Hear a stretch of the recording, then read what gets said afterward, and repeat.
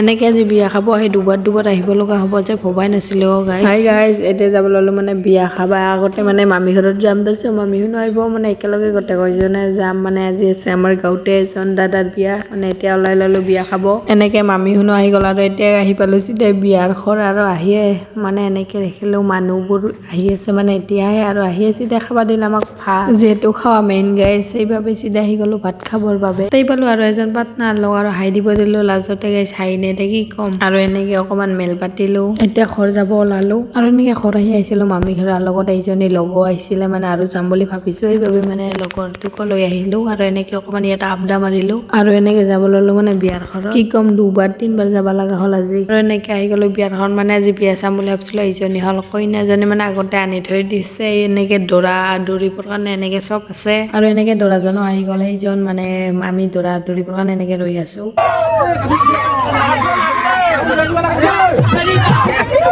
এনেকৈ বিয়া চাম বুলি ভাবিছিল কিন্তু বিয়া চা নহ'ল চিধা আহি গ'লো মানে এনেকে এখন মানে এটা কিবা প্ৰব্লেম হৈ গ'ল সেইবাবে বিয়া চাব নাপালো চিধা আহি গ'লো ঘৰ আজিৰ বাবে এইখিনি আছিল বাই বাই লগ পাম অন্য এটি ভিডিঅ' লৈ।